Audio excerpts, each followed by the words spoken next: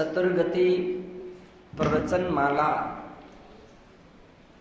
के अंतर्गत आज तीसरे दिन में हम सभी मनुष्य गति में प्रवेश करेंगे।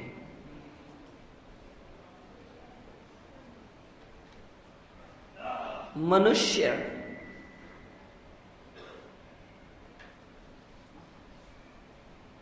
के विषय में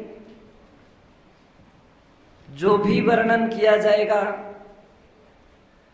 वो तो प्रायः सभी का सभी मनुष्यों के लिए अनुभूत है, क्योंकि हम मनुष्य हैं। बहुत सारी बातें आंखों से देखी जाती हैं, कानों से सुनी जाती हैं, और फिर निरंतर व्यक्ति दूरदर्शन तो करता ही है। देव दर्शन करे या ना करे, लेकिन दूरदर्शन जरूर देख लेता है। देश विदेश की सारी बातें, और वो ना देख पाए तो अखबार रहता है, और अखबार ना रहे तो कोई ना कोई समाचार देने वाले सब कुछ लोग मिल जाते हैं। मनुष्यों के लिए मनुष्य की बात करना सरल भी है और कठिन भी है। सरल इसलिए कि अनुभूत है, और कठिन इसलिए है कि अनुभूत होने पर भी हम समझते नहीं हैं। पूज्य आचार्य भगवान श्री उमा स्वामी जी ने सबसे पहले मनुष्य आयु की बात कही कि मनुष्य आयु का बंध कैसे होता है। मनुष्य आयु का बंध किस परिणामों से होता है, किस परिस्थिति में होता है,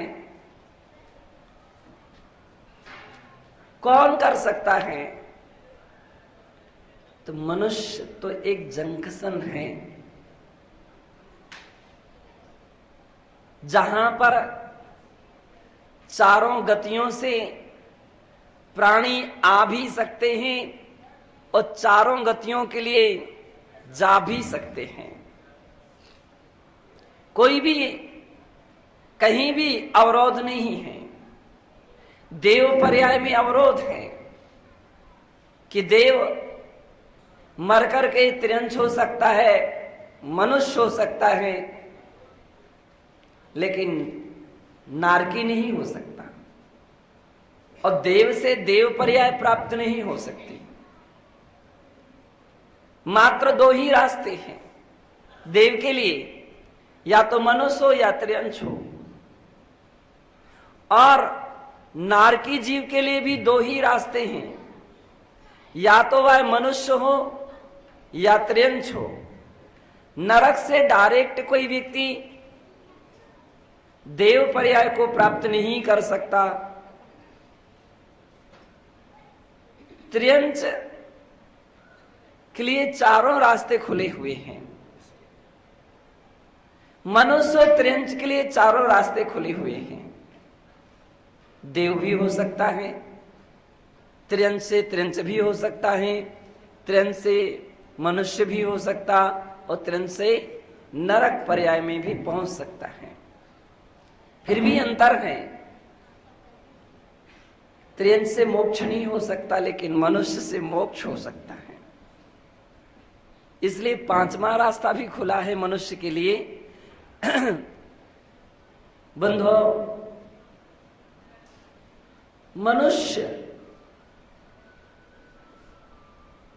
आयु का जो बंध होता है, इसके विषय में आचार्य ने कहा, अल्पारंभ परिग्रत्वम मानुषस्य। बंधापकर्ष के काल में आयु के बंध के 8 अवसर होते हैं। उन्हें बंधापकर्ष काल कहा जाता है, जो कि आयु के त्रिभाग में पहला बंधापकर्ष आता है। और फिर जो भी शेष रहता है उसका भी त्रिभाग करते जाइए 8 बार।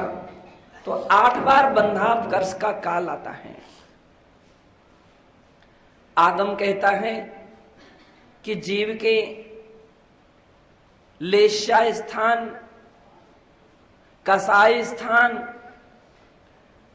4 प्रकार से होते हैं।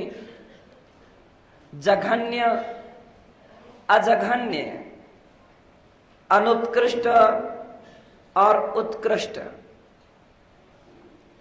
जघन्य और उत्कृष्ट में आयु का बंध नहीं होता है। अजघन्य और अनुत्कृष्ट जो मध्यम अवस्था रहती है उसमें आयु का बंध होता है। कल्पना कीजिए किसी व्यक्ति की आयु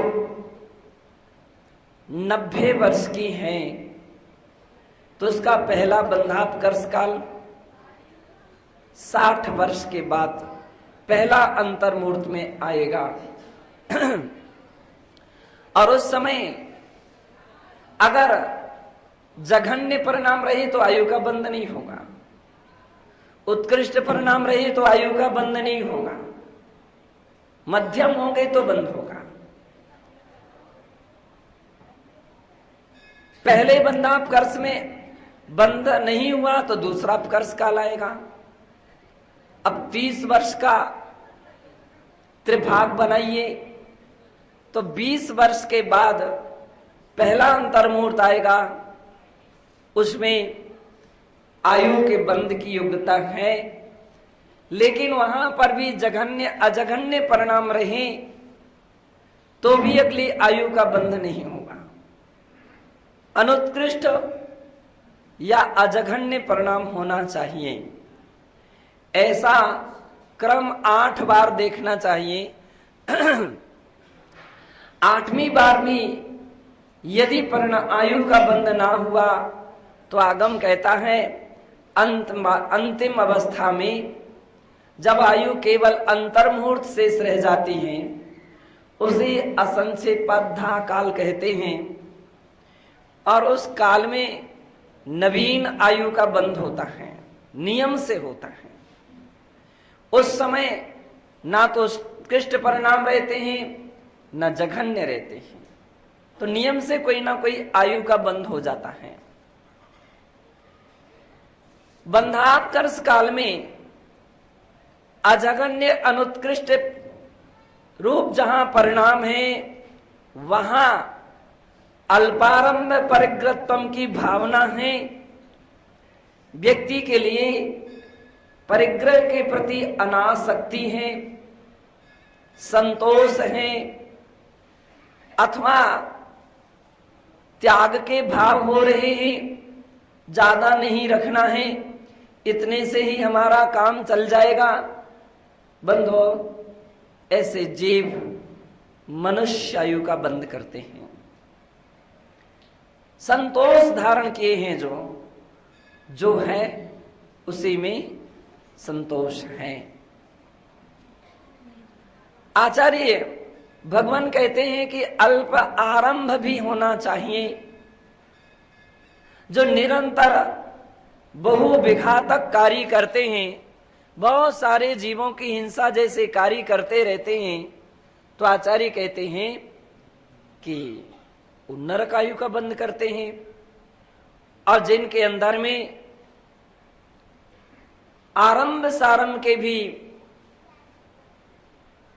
ज्यादा अवस्था नहीं रहती है, अल्प अवस्था रहती है, करुणाशील होते हैं, समल करके काम करते हैं, तो वे मनुष्य आयु का बंध करते हैं।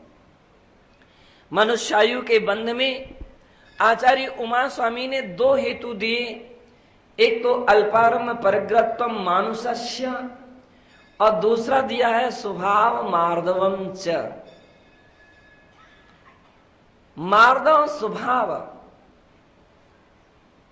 और मार्दव के विषय में पर्युषण पर्व के अवसर पर आप उत्तम मार्दव धर्म के विषय में पढ़ते हैं। नम्र रूप परिणाम, नम्रता जैसे परिणाम। अभिमान का ना होना, विनय, आदर, सम्मान रूप परिणामों का होना, निरभिमानता होना, हृदय का कोमलपना होना, ऐसे जीव भी मनुष्यायु का बंध कर लेते हैं। मनुष्यायु का बंध होता है। और बंधो, मनुष्य के जब भेद देखते हैं तो मनुष्य 4 प्रकार के होते हैं। एक वे होते हैं जिन्हें सम्मूर्छन कहते हैं, एक वे होते हैं जिन्हें कर्म भूमिज कहते हैं, एक वे होते हैं जिन्हें भोग भूमिज कहते हैं, और एक वे होते हैं जिन्हें कुभोग भूमिज कहते हैं। सम्मूर्छन मनुष्य की आयु केवल अंतर्मूर्त की रहती हैं, पर्याप्तियां भी पूरी नहीं हो पाती और जन्म लेते ही उसकी मृत्यु हो जाती है। जन्म ही नहीं हो पाता है, अंतर्मूर्त में ही उसकी मृत्यु हो जाती है। माता पिता के बिना सहज रूप में स्त्रियों के विभिन्न अंग होते हैं, उनमें अनेकों अनेक सम्मूर्छन मनुष्य संगी पंचेंद्रिय उत्पन्न होते हैं और मरते रहते हैं। किसी ने एक बार कहा था, स्त्रियों को मोक्ष क्यों नहीं होता है? मैंने कहा इसलिए नहीं होता है, इसलिए नहीं होता है। अनेकों अनेक, एक दो नहीं, अनेकों अनेक, अब वो सहज स्थिति है। उत्पत्ति होना, विनष्ट हो जाना।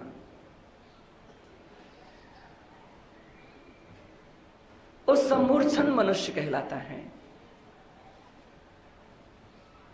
बड़ी दुर्लभता से मनुष्य पर्याय पाई जाती है, लेकिन ऐसे मनुष्य हुए तो क्या काम के। गिनती तो पूरी हो गई, लेकिन बंधो लाभ कुछ भी नहीं मिला। बतलाते हैं, त्रस्काल 2000 सागर वर्ष का होता है। इसमें अगर कोई 2000 सागर वर्ष में केवल 48 भाव मनुष्य के होते हैं, 48 में भी 16 भाव पुरुष के, 24 भाव 16 नहीं 16 स्त्री के और 16 नपुंसक के, ऐसे 48 भाव होते हैं। अगर अपन ने सम्मूर्छन जन्म लिया, मान लीजिए किसी प्राणी ने, तो नियम से अंतर्मूर्त के बाद मृत्यु हो गई, जिसे देव दुर्लभ पर्याय कहा गया, बड़े भाग्य से प्राप्त होना कहा गया, वो तो यूं की यूं ही निकल गई। कितनी बार जीव सम्मूर्छन जन्म लेकर के मृत्यु को प्राप्त कर लेता। बंधो, सम्मूर्छन मनुष्य होते हैं। दूसरे वे होते हैं जिन्हें कुभोग भूमिज के मनुष्य कहते हैं। कुभोग भूमिज, और कुभोग भूमिज का अर्थ होता है जिस मनुष्य ने या त्र्यंच पर्याय में मनुष्यायु का तो बंध किया है, लेकिन इसके बाद मिथ्यात्व की दशा में और साधुओं को आहार आदि दिया है, तो वह जीव मर करके कुभोग भूमि में जन्म लेते हैं। मिथ्या दृष्टियों के लिए जो आहार आदि दान दिया जाता है उससे कुभोग भूमि की प्राप्ति होती है। कुभोग भूमि के लिए अंतर्दीप भी कहा जाता है। और वहां पर जन्म लेने वाले मनुष्य कोई एक पैर वाले होते हैं, कोई पूंछ वाले मनुष्य होते हैं। मनुष्यों की भी पूंछ होती है कुभोग भूमि के मनुष्यों की। कोई सींग वाले मनुष्य होते हैं, कोई सस्कुलीकरण होते हैं, खरगोश के तरह कान वाले, कोई प्रावरण कर्ण होते हैं, इतने बड़े कान कि एक को बिछा लें और दूसरे को ओढ़ सकते हैं।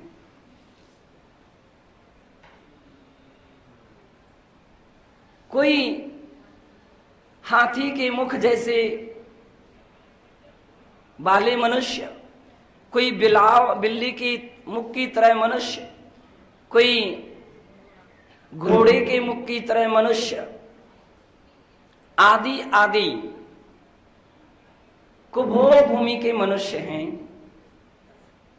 वहां कुभोग शब्द इसलिए दिया गया कि परिश्रम तो कुछ नहीं करना पड़ता है जीवोपार्जिका का, लेकिन वहां कल्प वृक्ष भी नहीं होते हैं। केवल वहां की मिट्टी आदि को खा करके वे अपनी आजीविका पूरी करते हैं और उन्हें कोई कष्ट नहीं होता है, तकलीफ नहीं होती है, इसलिए वो कुभोग भूमि कहलाती है। बुरी भोग भूमि, खराब भोग भूमि यूं कहें, ऐसी वह भूमिका होते हैं। वहां पर जन्म लेने वाले कुभोग भूमिज मनुष्य कहलाते हैं। और दूसरे होते हैं वे भोग भूमिज मनुष्य होते हैं। भोग भूमिज मनुष्य के विषय में भी यही कहा गया है कि जिसने मनुष्यायु का बंध किया हो और बाद में आहार आदि दान दिया हो तो वो मनुष्य तो होते हैं, लेकिन भोग भूमि के मनुष्य होते हैं। और वहां उनका 1, 2, 3 पल्ले प्रमाण आयु हुआ करती हैं, विशाल ऊंचाई शरीर की हुआ करती हैं। 10 प्रकार के कल्प वृक्षों से उनकी आजीविका चलते हैं। जन्म होते ही वे केवल अपने अंगूठे को चूसते हैं और 7 दिन अंगूठे को चूस करके बड़े होते हैं, क्योंकि वहां का नियम है कि माता पिता जीवन के अंत में युगल संतान को जन्म देते हैं और इसके बाद उनकी मृत्यु हो जाती है मां की जम्हाई लेने से और पिता की छींक आने से। अब वो तुरंत के तुरंत जन्मे बच्चे केवल अंगूठा चूस करके 7 दिन व्यतीत करते हैं। 7 दिन के बाद वे कुड़रने लगते हैं। फिर 7 दिन के बाद घुटने के बल यानी वो लड़खड़ाते हुए चलने लगते हैं। 7 दिन में अच्छी तरह से चलने लगते हैं। ऐसा 7-7 दिन का क्रम है। और अंत में 49 दिन में परिपूर्ण रूपेण जवान हो जाते हैं।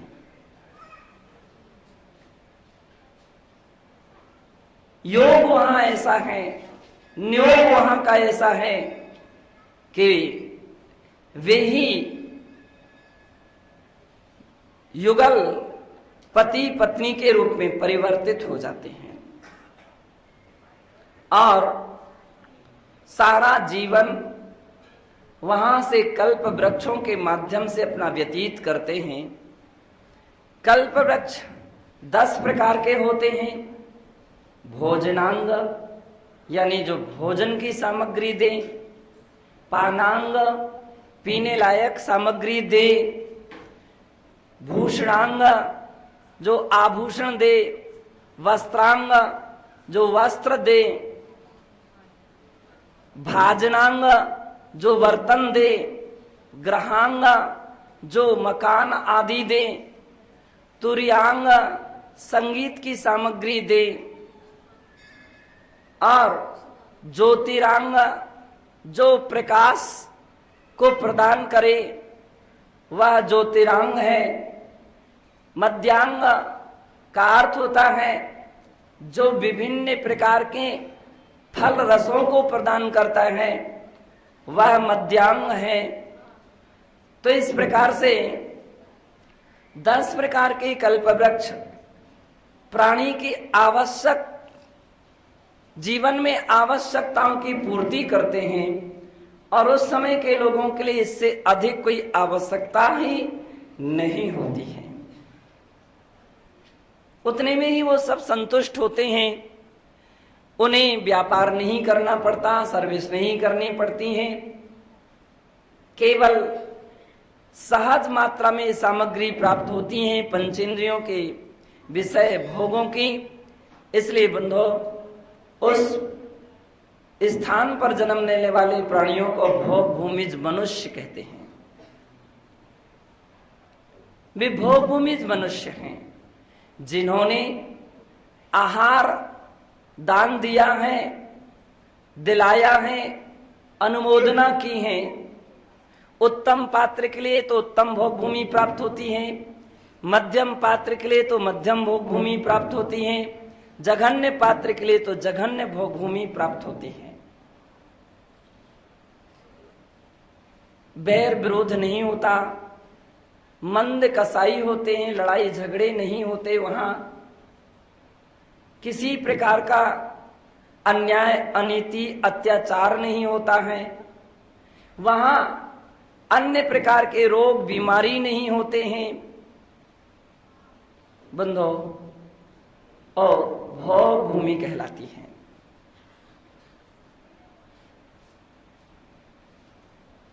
तीसरी चौथे वे प्राणी कहलाते हैं, वे मनुष्य जिन्हें कर्म भूमिज मनुष्य कहते हैं। कर्म भूमिज का अर्थ होता है कि जो मेहनत करके, कर्म करके, बिजनेस करके या सर्विस करके, खेती किसानी करके अपनी आजीविका चलाते हैं, वे कर्म भूमिज मनुष्य कहलाते हैं। 6 प्रकार के कर्मों में कोई ना कोई कर्म करते हैं। असी, मसी, कृषि, वाणिज्य, विद्या, शिल्प, इनके द्वारा अपनी आजीविका चलाते हैं तो बंधो कर्म भूमिज कहलाते हैं। कर्म भूमियों में कल्प वृक्ष नहीं होते। आप कुछ मांगोगे भी तो वृक्ष देने वाले कुछ नहीं। भोग भूमि को भोग भूमि की तरह यहाँ की मिट्टी भी नहीं है कि पेट भर जाए उससे। मेहनत करनी पड़ती है, परिश्रम करना पड़ता है, तब कहीं आजीविका चल सकती है।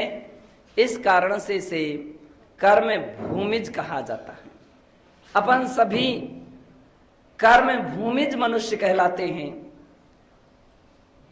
कर्म करके अपनी जीविका चलाते हैं। कर्म भूमिज हैं। कर्म भूमिज मनुष्य भी दो प्रकार से होते हैं, एक आर्य और दूसरे मिलेच्छ। आर्या मिलेच्छाश्च।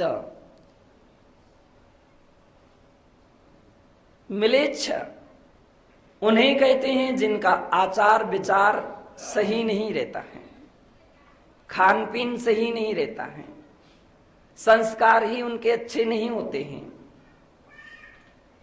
5 प्रकार के मिलेच्छ खंडों में जो जन्म लेते हैं वे मिलेच्छ मनुष्य कहलाते हैं।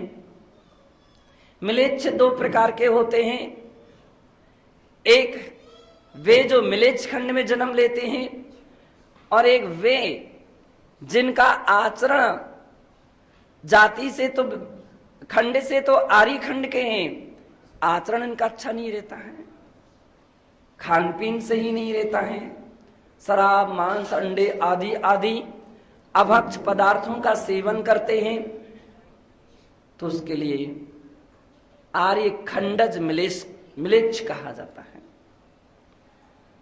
आर्य खंडज मिलेच्छ हैं।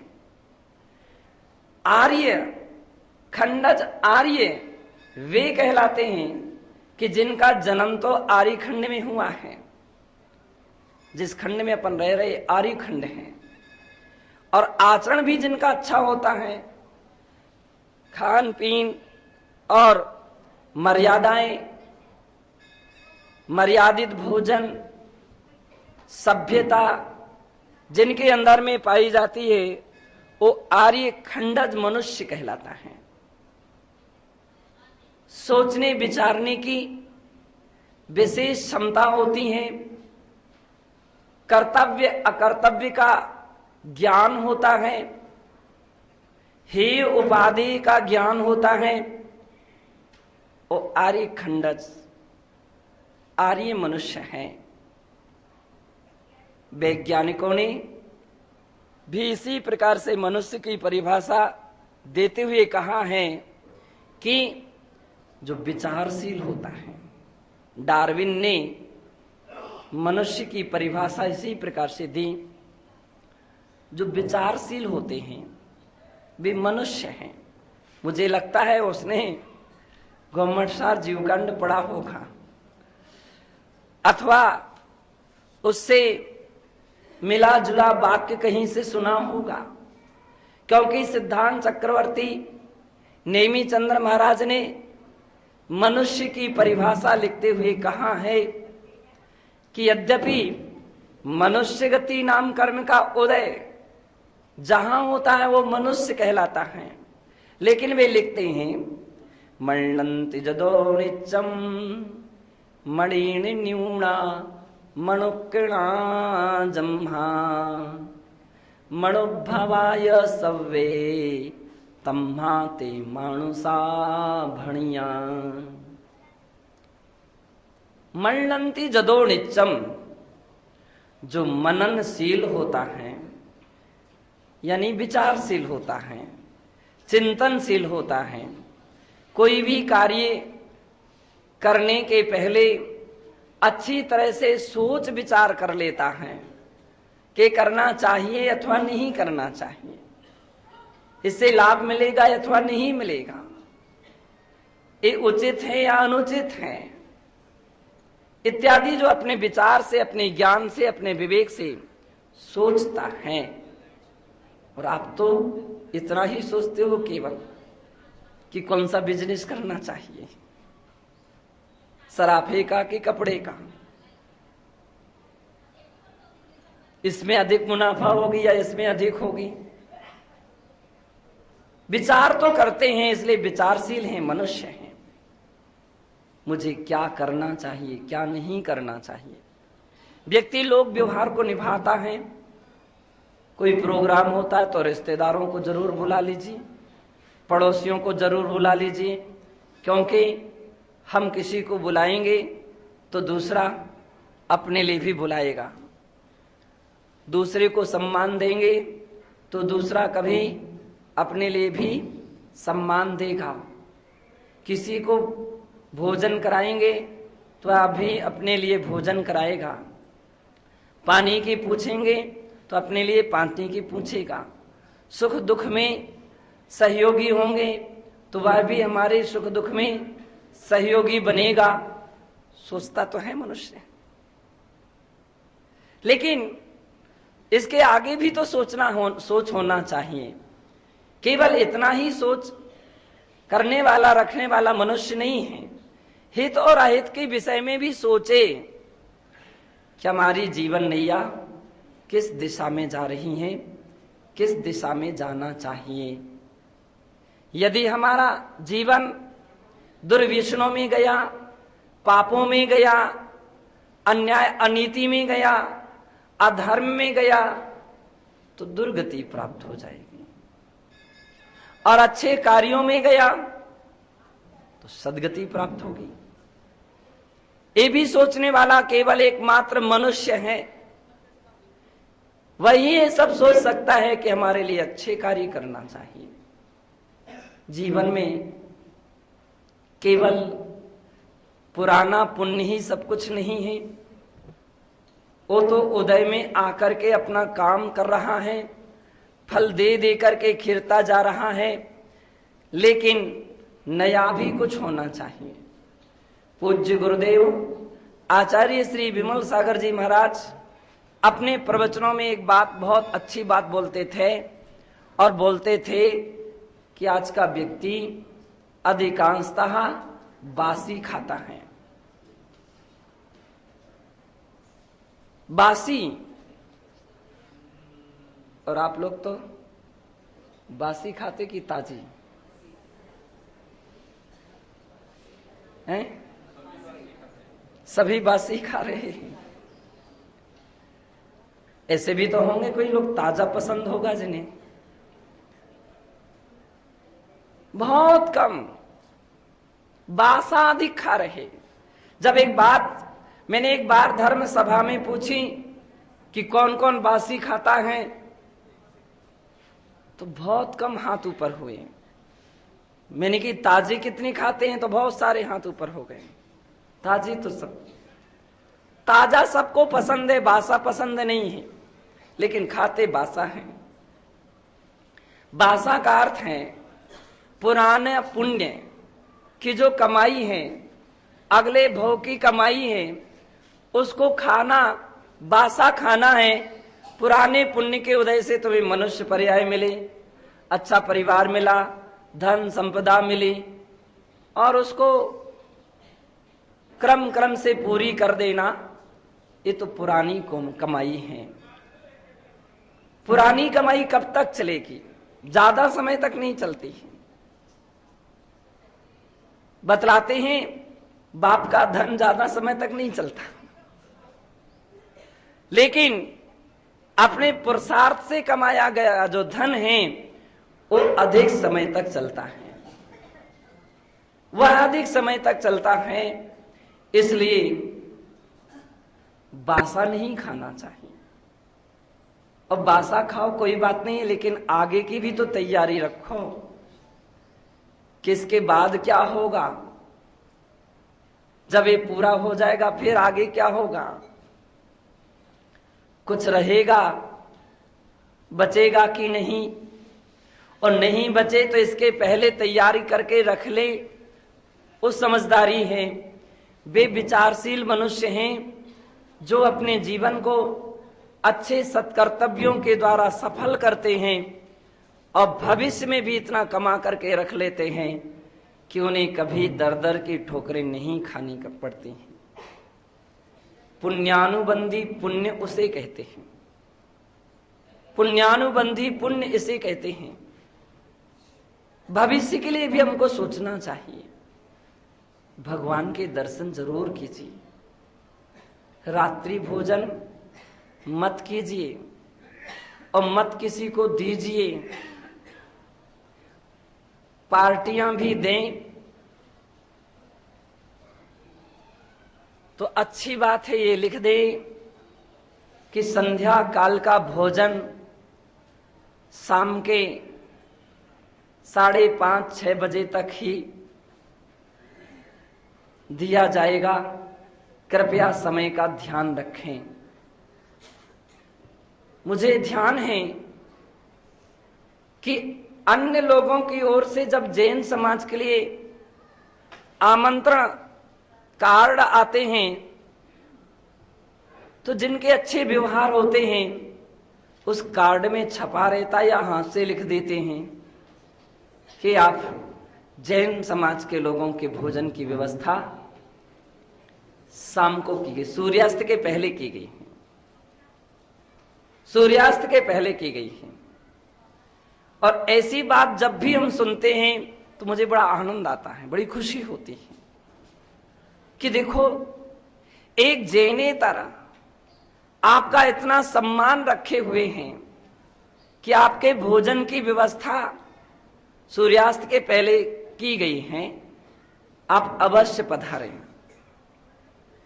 लेकिन जब किसी जैन की ओर से कार्ड जाता है और उसमें लिखा रहे कि आपके भोजन की व्यवस्था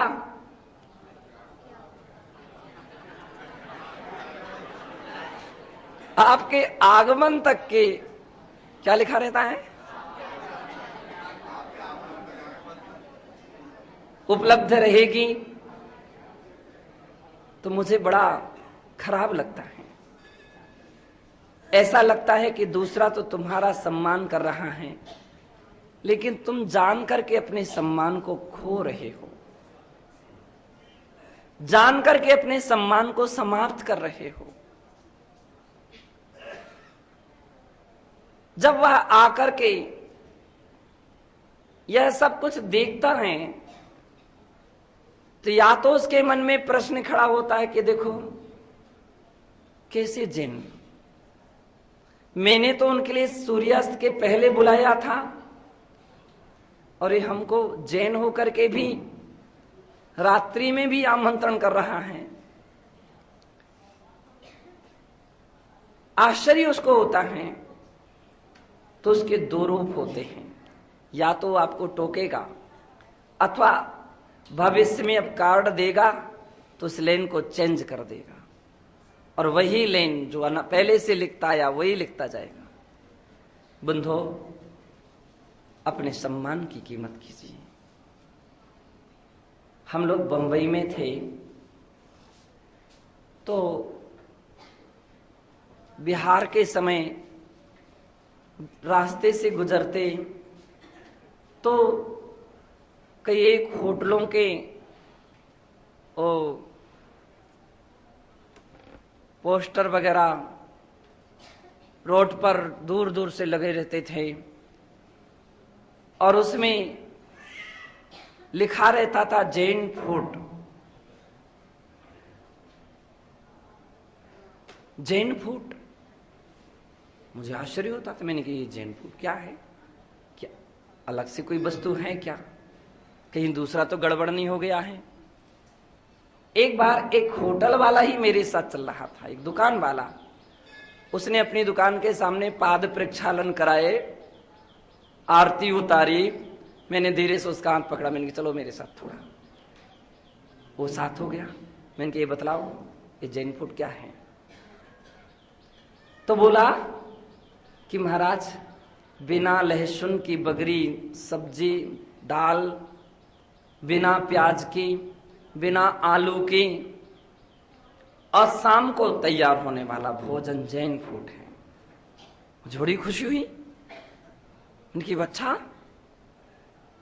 लोग तो सोचते हैं कि रात्रि भोजन का त्याग करेंगे, आलू प्याज का त्याग करेंगे तो दूसरी जगह क्या होगा। यहां तो बहुत अच्छी बात है और ऐसी एक जगह नहीं कई जगह लिखा हुआ है।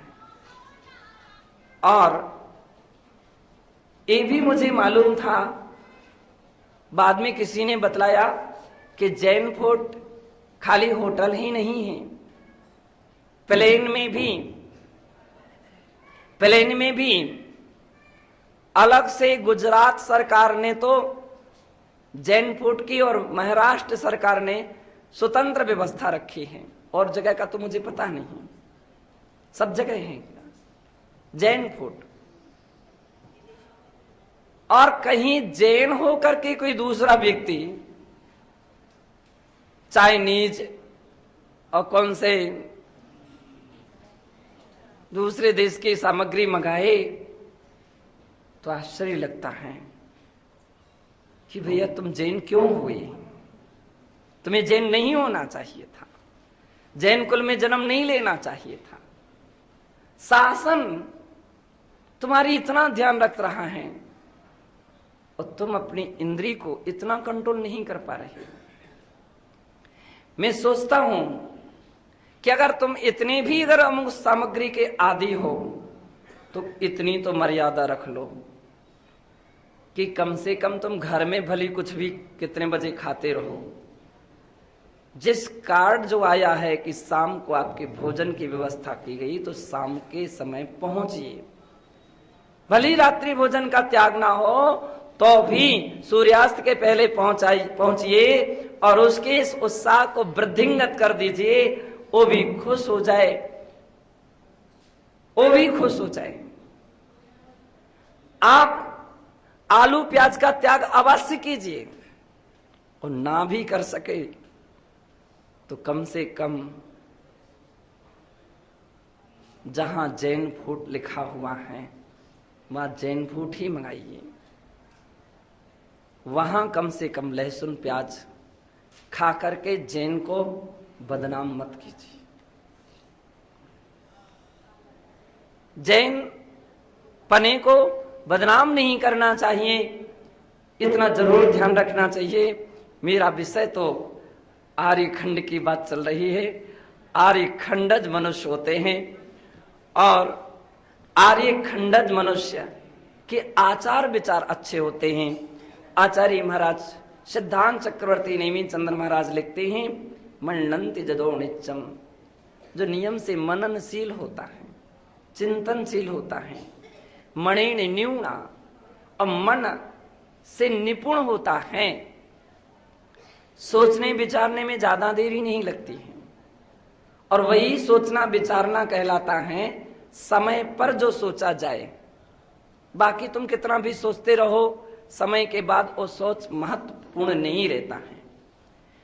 इसलिए कहा जाता है सोचो पर समय पर सोचो, और जो सोचो वह समय पर काम आना चाहिए, वह समय पर काम आना चाहिए। आपका विचार उस समय पर काम आना चाहिए। समय निकल गया तब सोचने से कोई फायदा नहीं। ट्रेन निकल गई, अब आप सोचते रहो कि अगर मैं पहले से बैठता, पहले से टिकट कटा लेता, केवल तुम्हारा सोच नहीं रह गया। हाथ मलते रहिए। फसल बोने का समय आए, उस समय किसान फसल बो देता है तो उसका सोचना सही है, और समय निकल गया उसके बाद बोई, कोई फायदा नहीं। ग्राहक सामने है तो अपनी दुकान चला लीजिए। ग्राहक निकल गया फिर सोच तुम्हारा कोई महत्व का नहीं रहा। बीमार हो तो औषधि ले लीजिए। बीमारी ने विकराल रूप धारण कर लिया और असाध्य कहीं अवस्था बन गई तो फिर औषधि की कोई कीमत नहीं है। मंदिर है तो दर्शन कर लीजिए, गुरुजन है तो सेवा कर लीजिए, आहार दे लीजिए, भैयावृत्ति कर लीजिए, प्रवचन सुन लीजिए। बिहार के बाद तो सब कहानी रह जाएगी, दृष्टांत रह जाएंगे, केवल चर्चा रह जाएगी। जिन्होंने लाभ लिए हैं वे बड़े मजा उड़ाएंगे और बाकी तो हाथ मलते मलते रह जाएंगे। समय का सदुपयोग समय पर जो व्यक्ति कर लेता है उसका नाम है मणिन न्यूना। और आज का युग और पुराने युग में बहुत बड़ा अंतर है। कल मेरे पास कोई सज्जन बात कर रहे थे, बोले महाराज पुराने समय के बच्चे और आज के बच्चों में बड़ा अंतर दिख रहा है। मैंने कहा हाँ, IQ पावर जो है बच्चों का बड़ा हुआ है। छोटे छोटे से बच्चे इतने सोच विचार करके बात कर जाते हैं कि कभी कभी तो आश्चर्य लगता है कि पुराने लोगों में बड़े बड़े हो जाते थे तो भी नहीं कर पाते थे। 7-7, 5-5, 7-7 साल की उम्र में नाम लिखे जाते थे, और आज 2.5-3 साल में ही नाम लिख जाते हैं। कितनी बड़ी उम्र हो जाने के उपरांत उम्र का भी सीमा बांधी जाती थी कि मैट्रिक कौन कर सकता है, इससे छोटी उम्र वाला नहीं कर सकता है। स्कूल में बच्चों की परीक्षा ली जाता, हाथ पकड़ो ऐसा कान पकड़ो। आज ये सब कुछ आईक्यू पावर इतना बड़ा हुआ है कि बहुत कुछ सोच लेता है, बहुत कुछ विचार लेता है। 3-4 साल के बच्चे या बच्ची किसी ने कंप्यूटर में गिनीज बुक में नाम दर्ज कराया है। 5 साल के या 6 साल के बच्चे ने ट्रक चला करके, अब देख लीजिए ऐसे ऐसे नाम आते हैं, इतने छोटे छोटे से बच्चे। 3 साल की बच्ची ने अपना कैमरे मान लीजिए फोटो खींचने में अपना नाम दर्ज कराया, और अच्छी सुंदर उसकी परीक्षा के अनुसार उत्तीर्ण हुई उसमें, जिसमें बड़े बड़े व्यक्ति स्टूडियो फेल हो जाते हैं। तो कहने का तात्पर्य है, आचार्य भगवान कहते मनुष्य की तो ये क्षमता है, अंतर इतना है, कोई अपनी शक्ति का उपयोग करता है, कोई शक्ति का उपयोग नहीं करता। आईक्यू पावर कहीं अलग से नहीं आ गया, वो पहले भी था, आज भी है।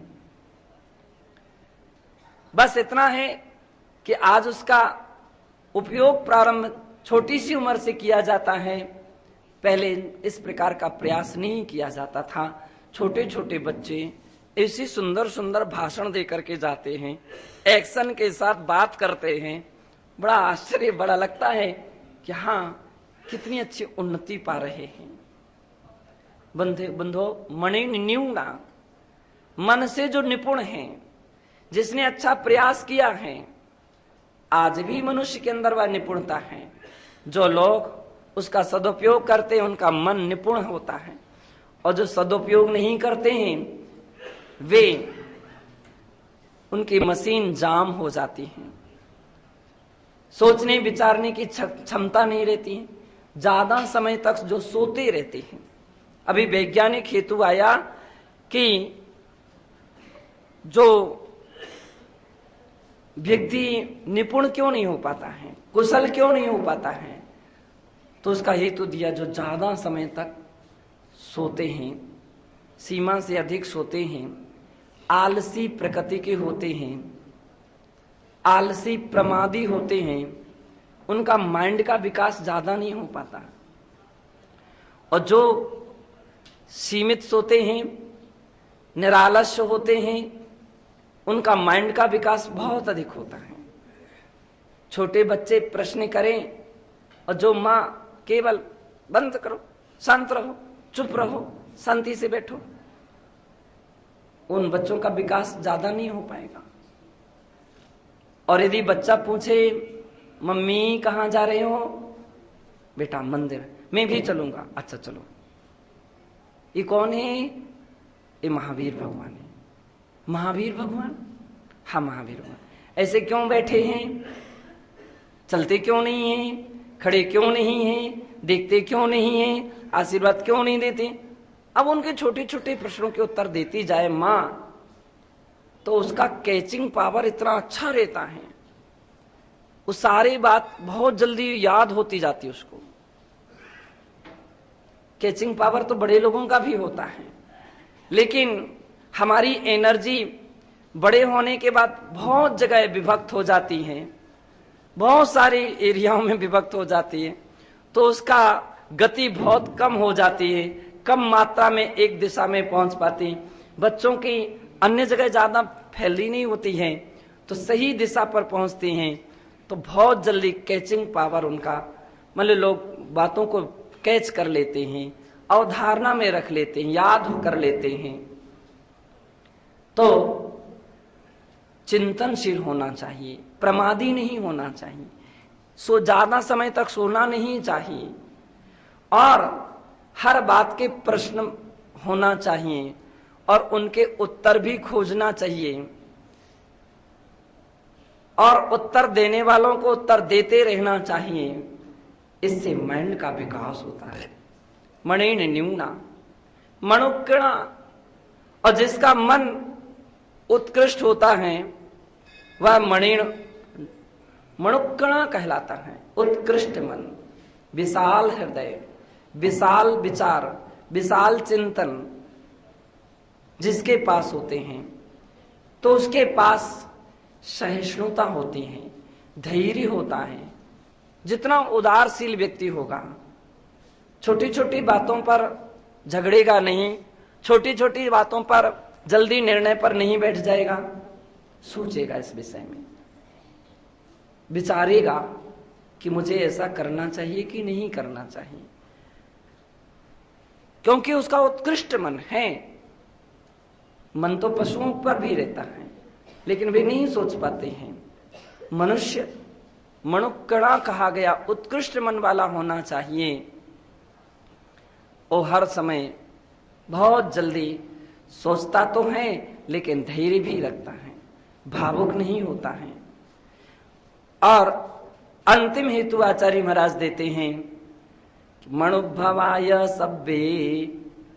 मणुभवा परंपरा से देखें तो सभी मनु की संतान हैं, और मनुस्मृति में तो यूं ही कहा जाता मनु की संतान है। और मनु यानी क्या, तो मनु का खुलासा जैन दर्शन में किया गया। मनु यानी कुलकर, 14 कुलकर होते हैं। कुलकरों की संतान का अर्थ ये है, जो बातें कुलकरों ने कही उसे आज तक मनुष्य मानता जा रहा है, वह मणुभवा कहलाते हैं। क्योंकि पहले भोग भूमि थी तो उससे मनुष्य अपनी आजीविका यानी अपना समय निकाल लेता था। ऐसा नहीं कि आदि मानव आदम रूप में था, गोरिल्ला के रूप में था, आदि मानव कहीं मछली के रूप में था, नहीं। जैन दर्शन इसके लिए स्वीकार नहीं करता, साइंस भी नहीं करती है। जैन दर्शन कहता है कि नाम कर्म का उदय तो अपने अपने अलग अलग हैं। बंदर नहीं था कि घिसते घिसते उसकी पूंछ घिस गई इसलिए वो मनुष्य हो गया, तो और बंदरों की भी तो घिसना चाहिए, उनके क्यों नहीं घिसी, उनकी क्यों नहीं घिसी? बहुत सारे तर्क हैं। बंधुओं, मनुष्य पहले भोग भूमि के रूप में था, फिर धीरे धीरे भोग भूमि समाप्त हुई। जब होने लगी तो हमारे यहाँ बतलाते हैं कि पहले कुलकर हुए क्षयमंकर नाम के, तो उन्होंने मनुष्यों के लिए जब कल्प वृक्ष कम होने लगे तो उन्होंने अपनी अलग अलग विद्याएं दी। किन्हीं ने सूर्य चंद्र का ज्ञान कराया, किन्हीं कुलकरों ने जानवरों के लिए पालतू हैं, ये पालतू नहीं है ऐसा ज्ञान कराया, किन्हीं ने नक्षत्रों का ज्ञान कराया, किन्हीं कुलकरों ने बच्चों को, क्योंकि पहले तो माता पिता बच्चे को जन्म देते ही मृत्यु को प्राप्त हो जाते थे, माता पिता अपने बेटे का मुख नहीं देख पाते थे और बेटा माता पिता का मुख नहीं देख पाता था। उन्होंने जानकारी दी, ये तुम्हारा बेटा है, ये तुम्हारे माता पिता हैं। किन्हीं कुलकरों ने बच्चों के लिए ऐसे लालन पालन करना चाहिए सिखाया, चंद्रमा को देख करके बच्चों को खिलाना चाहिए ऐसा सिखाया। किन्हीं कुलकरों ने नरा यानी जो नाल होती है बच्चों के जन्म के समय उसे काटना सिखाया। नाभिराय जो हुए अंतिम कुलकर थे और उन्होंने नाभिराय इसलिए नाम पड़ा कि उनके समय नाभि को कैसे नरा जो है वो काटना चाहिए, वो विधि बतलाई। बंधो, इस सारे के सारे कुलकर इस प्रकार से हुए जिन्होंने मनुष्यों को मानवता की शिक्षा दी, मानवता का पाठ पढ़ाया, इंसान को इंसानियत का पाठ पढ़ाया, कैसे अपनी आजीविका चलाना चाहिए, कैसे रहना चाहिए, ये सब सिखाया है। इसलिए वे मनु कहलाए और वे ही मनु के द्वारा दी गई शिक्षाएं आज तक भी चलती चली जा रही हैं। बंधो, इसलिए कहा मनोभवा, मनुष्यों से जो उत्पन्न हुए हैं यानी उनके वंशज हैं, इसलिए वे मनुष्य कहलाते हैं, इसलिए वे मनुष्य कहलाते हैं। और जब हम मनुष्य अवस्था की विषय में विचार करते हैं तो बंधो, पूज्य आचार्य भगवान कहते हैं मनुष्य पर्याय की वेदना, मनुष्य पर्याय के दुख बहुत हैं। में एक दार्शनिक हुए, बहुत बड़े दार्शनिक थे, और यह विषय उनके विचार में आ गया, चिंतन में आ गया कि मनुष्य शब्द उनकी दृष्टि में आ गया। दार्शनिक वैज्ञानिक जो होते हैं वे अपने धुन के बड़े मजबूत होते हैं, पक्के होते हैं। जो शब्द उनके अंदर आ जाए तो उसकी जब तक वे पूरी शोध खोज नहीं कर लेते तब तक उनको चैन नहीं पड़ती। बतलाते हैं कि वह दार्शनिक के मन में आ गया मनुष्य। मनुष्य क्या है, क्या चीज है मनुष्य? लगता है थे तो विद्वान, लेकिन फिर भी वे अपने घर से मनुष्य की खोज के लिए निकल पड़े। हाथ में एक लालटेन थी और एक टार्च भी थी। हाथ में एक लालटेन और एक टार्च। लालटेन जली हुई थी और वे किसी होटल में पहुंचे तो एक एक व्यक्ति के सन्मुख वे लालटेन दिखाते और टार्च लगाते और आगे बढ़ते जाते। कभी बस स्टैंड पहुंचते तो वहां पर भी व्यक्तियों के लिए वही क्रम करते। कोई पूछता तो एक ही उत्तर देते, मनुष्य की खोज। क्या कर रहे हैं आप? मनुष्य की खोज। रेलवे स्टेशन पहुंचते वहां पर भी वे वही क्रम करते, और ऐसा करते करते उन्होंने अनेक देश छान लिए। उन्हें मनुष्य कोई नहीं मिला। अंत में जाकर के वे भारत में आ गए। और जब भारत में आए तो अच्छी बात यह रही कि किन्हीं निर्ग्रंथ संत से उनकी मुलाकात हो गई, किन्हीं मुनिराज से उनकी मिले उनसे, तो यही बात आई कि ये क्या करते हो? तो उसने कहा मनुष्य की खोज। महाराज ने कहा मनुष्य की खोज करने के लिए ये लालटेन काम नहीं आएगी, और जब तक तुम लालटेन से देखते रहोगे मनुष्य की खोज नहीं कर पाओगे। ये तुम्हारी टार्च काम में नहीं आएगी। जब तक तुम इस टार्च से देखते रहोगे केवल शकल और सूरत दिखेगी, मनुष्य नहीं दिखेगा। तो उसको लगा कि बात कोई महत्व की है, तो उसने कहा कि मनुष्य लालटेन से नहीं दिखेगा, टार्च से नहीं दिखेगा, तो कैसे दिखेगा? महाराज ने कहा उसे देखने के लिए तो तीसरी आंख चाहिए। वो अपने सिर को देखता, तीसरी आंख कहां पर है? तीसरी आंख है? कोई व्यक्ति यहां जिसके पास तीसरी आंख हो? है? सभी के पास है, लेकिन वह आंख कहीं सिर पर या मस्तिष्क पर नहीं खोजना। वह नेत्र तो ज्ञान नेत्र है, वह ज्ञान नेत्र हैं। और हमारे यहां कहा गया आगम तीजा नेत्र बखाना, शास्त्र तीसरा नेत्र है। उस नेत्र से जब तुम देखोगे तो तुम्हें मनुष्य पना नजर आएगा।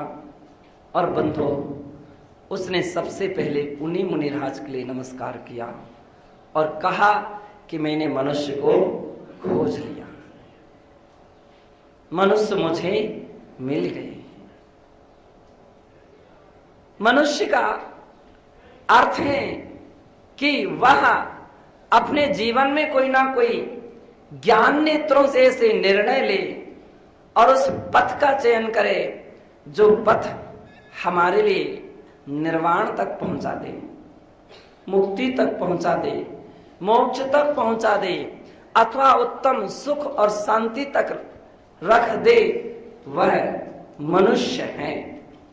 बंधु, अज्ञानता का कारण, मोह के कारण हम उस मनुष्य की कीमत नहीं कर पाते और केवल अपन खाने पीने सोने में विषय भोगों में अपनी जिंदगी पूरी कर देते हैं और दुर्लभ जीवन जो है हाथ से चिंतामणि की तरह, चिंतामणि रत्न की तरह निकल जाता है। और जब तक हमें ज्ञान होता है तो केवल हाथ मलते ही रह जाते हैं, कुछ करने लायक नहीं रहते हैं। कितनी अज्ञानता है कि हम कुछ नहीं सोच पाते हैं। आचार्य भगवान कार्तिकेय स्वामी कहते हैं कि जिस दुर्लभ जीवन को तो मोह के कारण केवल कुटुंब में परिवार के भरण पोषण में और इनमें ही सब कुछ मान करके अपने संतुष्ट होकर के व्यतीत कर रहे हो, हे मानव, तू कुछ अपनी आंख खोल और देख। वे कहते हैं कस्सविणत्थि कलत्तम अहव कलत्तम पुत्र संपत्ति अहते सिम संपत्ति तहविन शरीरो हवे देहो। मनुष्य जीवन को तुम सब कुछ मान रहे थे और ऐसा मान रहे थे कि हमको इससे बढ़कर के सुख शांति नहीं है। लेकिन मनुष्य भी एक संसार की चार गतियों में एक गति है और इसमें भी मनुष्य सुखी नहीं है। हमें इस मंजिल से भी आगे पार होना पड़ेगा, एक पड़ाव भी हमें छोड़ना पड़ेगा और इसके आगे कदम बढ़ाना पड़ेगा। विचार करना पड़ेगा कि देखो, कह रहे हो मनुष्य में सब कुछ है, बड़ा सुख है, लेकिन आचार्य कहते हैं कस्सविणत्थि कलत्तम, जिसकी स्त्री नहीं है आप उससे पूछो मनुष्य जीवन का सुख। जिसकी स्त्री नहीं है, यानी या तो जिसकी शादी नहीं हुई है या जिसकी पत्नी खत्म हो गई है, अब उस व्यक्ति से पूछो कितनी उसको तकलीफ है, कितनी वेदना है। अहव कलत्तम न पुत्र संपत्ति, और कहते हैं अथवा कलत्र तो है, पत्नी तो है, लेकिन पुत्र नहीं है। एक बार एक महिला मेरे पास आई, बड़ी दुखी थी, तो सबसे बड़ा दुख उसको इसी बात का था कि मेरे यहां संतान नहीं, और इसलिए वह इतनी दुखी रहती थी कि उसने रिश्तेदारों में जाना बंद कर दिया था, घर से बाहर नहीं निकलती थी। तो उसने जब आकर के कहा कि महाराज मेरे लिए तो मेरा चेहरा भी किसी को नहीं दिखाया जाता, तो मैंने कही क्यों? बोले क्या उत्तर दे, लोग बहुत सारे बात करते हैं, पुत्र नहीं है तो भी व्यक्ति दुखी है। अहते सिम संपत्ति, और कह रहे हैं यदि पुत्र भी है, स्त्री भी और संपत्ति नहीं है तो भी दुखी है। तह भी सरो हवे देहो, पुत्र भी है, स्त्री भी है, संपदा भी है, लेकिन शरीर रोगग्रस्त है, बीमार है, तो फिर वो कहता मनुष्य जीवन में तो हमको शांति नहीं मिल रही है। अह नीरो देहो तो धन धनान नई संपत्ति, निरोग शरीर हो और धन धान्यादि ना हो तो भी जीवन की कोई कीमत नहीं है। आ धन धन्नम हो दियो तो मरणम झते ढुक्के दी। और यदि धन धान्य सब कुछ है और छोटी सी उम्र में ही मृत्यु हो गई हो जाए तो भी मनुष्य जीवन की कोई महत्व नहीं रहा।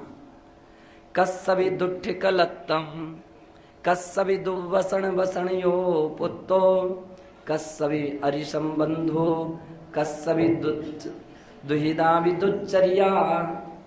कहते हैं कस्सवि दुष्ट कलत्तम, पत्नी तो हो लेकिन दुष्टा हो, कर्कशा हो, कुल्टा हो और संसार दुख दर्पण में कहा गया है कुल्टा नारी कलह कारिणी कर्कश बचन उचारे। दो कुलन के लाज गमावे पति को विष दे मारे। वे ज्योति प्रसाद जी जैन हुए और उन्होंने संसार दुख दर्पण की इस स्तुति में लिखा कि यदि कुल्टा नारी हो जाए तो फिर कलह कारिणी, रोज रोज झगड़े होंगे। कुल्टा नारी कलह कारिणी कर्कश वचन उचारे, फिर तो व्यक्ति सोचता कहां से मेरी शादी हो गई, ना करता तो अच्छा था। दो कुलन की लाज गमावे, और ऐसी स्त्रियां ना इस ससुराल पक्ष का की लाज रख पाती हैं और ना पीहर पक्ष की लाज रख पाती हैं, दोनों की लाज गमा देती हैं। तब मालूम चलता है जब कोई किसी के साथ भाग जाए,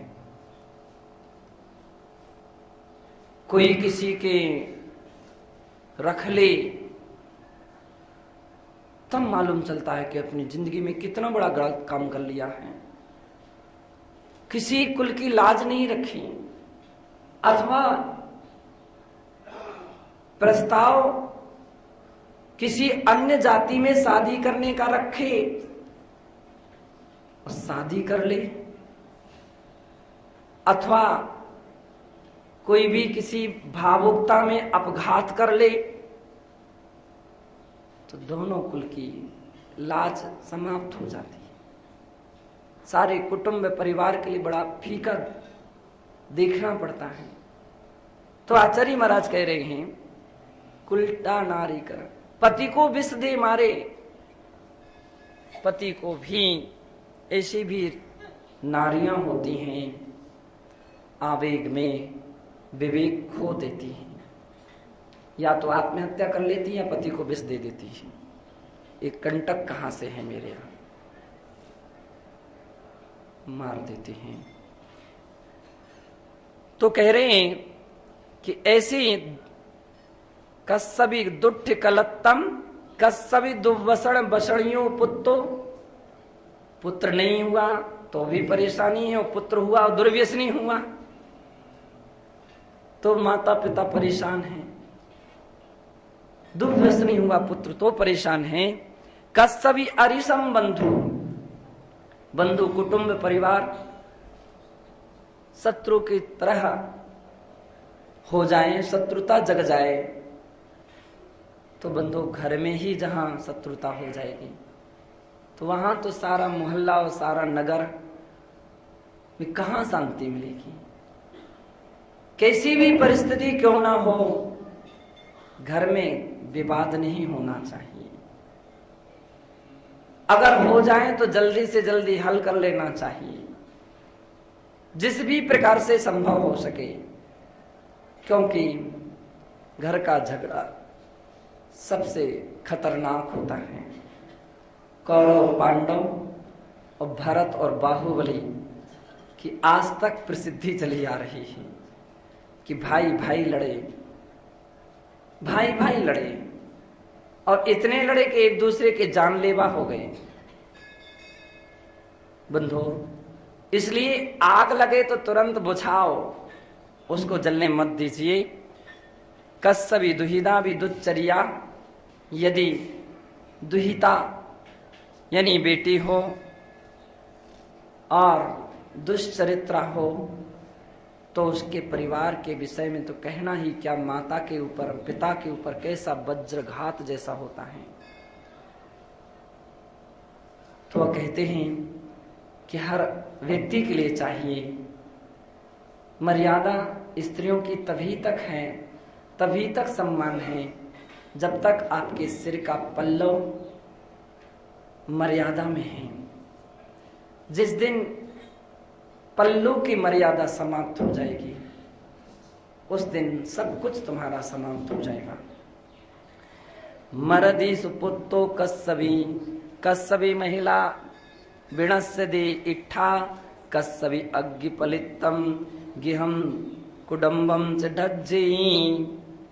कितने प्रकार के मनुष्य जीवन के दुख हैं, उसकी गिनती गिनना, जितने भी अपन गिनती गिनते जाएंगे सब कुछ कम है संसार दुख दर्पण में। और जब हम कभी देखते हैं तो अपने आदिनाथ भगवान की पूजा में इतना इतना सारा वर्णन किया है।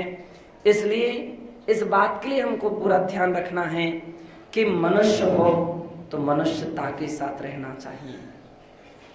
शादी करना अच्छी बात नहीं है, शादी नहीं करना अच्छी बात है, शादी करना अच्छी बात नहीं है, क्योंकि शादी तो बर्बादी कहलाती है। शादी बर्बादी है, विवाह तबाह करता है, और यदि की है तो थोड़ी सजा भी भोगो। शादी की है तो पहले सांचा बनिए, सांचा बनिए। आने वाली संतान आपके सांचे में ढले, संस्कार का सांचा बनाइए, सुसंस्कार का एक ऐसा सांचा बना दीजिए कि आने वाली संतान आपके उस सांचे में ढले और लाइक फादर, लाइक सन, लाइक मदर, लाइक डॉटर, इस उक्तियां चरितार्थ हो जाए। बने तो ऐसा काम कीजिए। मां बनना अच्छी बात नहीं है, अब बने तो मां का फर्ज भी निभाइए, मां का कर्तव्य भी निभाइए। बेटे को मंदिर तक जरूर लाइए, बेटे को मंदिर तक जरूर लाइए। यदि आप बेटे को मंदिर तक लाए हैं तो बेटा तुम्हारा तुम्हें शिखर जी तक ले जाएगा। और यदि मंदिर तक नहीं लाए हैं तो तरस जाएंगे शिखर जी की नाम जाप करते करते, लेकिन शिखर जी की यात्रा नहीं हो सकेगी। बेटे के लिए नमोकार मंत्र जरूर सुनाइए। 24 भगवान के नाम सिखा दीजिए। छोटा सा लाडला तुम्हारा नन्हा सा बेटा जब वह कुछ पाठ सुनाएगा तो टीवी के गाने भी फीके पड़ जाएंगे, और आपके लिए बड़ा आनंद उसमें आएगा कि हमारा बेटा प्रभु पतित पावन की विनती सुना रहा है। सारे रिश्तेदारों में, कुटुंब परिवार में, मोहल्ले में जहां भी हो जाएगा और यही कहेगा ये तो मेरी मम्मी ने सिखाया है, ये मेरे पापा ने सिखाया है।